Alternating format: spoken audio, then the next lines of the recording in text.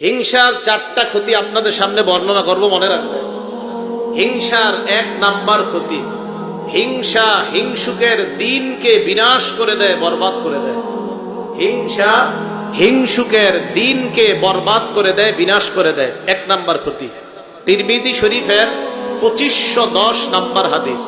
ক্বালা রাসূলুল্লাহ সাল্লাল্লাহু আলাইহি ওয়াসাল্লাম, আল্লাহ নবী বলেন, দাব্বা ইলাইকুম দাউল উমাম, তোমাদের উপর অতীত জামানার উম্মতের বেদি তোমাদের উপর সংক্রমিত হয়।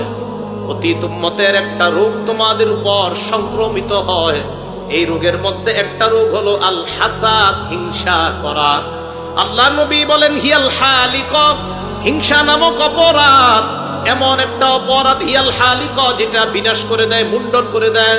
আল্লাহ নবী কয়, লা আকুলু তাহলিকুশ শারাক, আমি এটা বলছি না হিংসা তোমাদের মাথা মুন্ডন করে।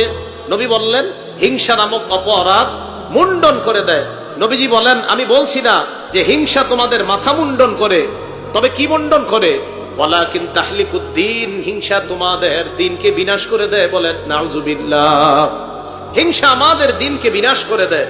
আল্লাহ পাক রব্বুল আলামিন হিংসা নামক অপরাধ থেকে আমরা সবাই যেন বেঁচে থাকতে পারি, আল্লাহ তৌফিক দান করেন। ফ্যানের আওয়াজ হইতেছে, যেটা ওইটা বন্ধ করে দেন, তাহলেই তো হয়।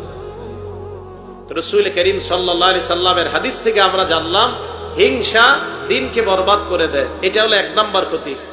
হিংসার 2 নাম্বার ক্ষতি, রমজান মাসে এত আমল করলেন, এই আমলগুলা যেন বরবাদ না হয়ে যায়। মন দিয়ে শুনি আমরা। হিংসার 2 নাম্বার ক্ষতি, হিংসা নেক আমলকে বরবাদ করে দেয়। আবু দাউদ শরীফ কিতাবের নাম, হাদিস নাম্বার 4903 নাম্বার হাদিস। ক্বালা রাসূলুল্লাহ সাল্লাল্লাহু আলাইহি ওয়াসাল্লাম, আল্লাহ নবী বলেন, ইয়াকুমুল হাসাদ, শোনো তোমরা হিংসা থেকে তোমরা বাঁচো। ফাইন্নাল হাসাদ ইয়াকুলুল হাসানাত কামা তাকুলুন নারুল হাতাব। আল্লাহ নবী বলেন, আগুন যেমন কাঠকে জ্বালিয়ে পুড়িয়ে শেষ করে দেয়, হিংসা মানুষের নেক আমলগুলাকে বরবাদ করে দেয়। বলেন নাউজুবিল্লাহ। হিংসা মানুষের নেক আমলকে নষ্ট করে দেয়। রমজান মাসে কত কষ্ট করে আমল করলাম, এই আমলগুলা হিংসা যেন নষ্ট না করে দেয়, এই জন্য সতর্ক থাকা। তাহলে হিংসার 1 নাম্বার ক্ষতি, হিংসা দিনকে বরবাদ করে দেয়। হিংসার 2 নাম্বার ক্ষতি, হিংসা নেক আমলকে বরবাদ করে দেয়। হিংসার 3 নাম্বার ক্ষতি, হিংসা এবং ঈমান এক অন্তরে স্থান নিতে পারে না। হিংসা এবং ঈমান এক কলবে একসাথে থাকতে পারে না। নাসাই শরীফের 3109 নাম্বার হাদিস, 3109 নাম্বার হাদিস। ক্বালা রাসূলুল্লাহ সাল্লাল্লাহু আলাইহি ওয়াসাল্লাম,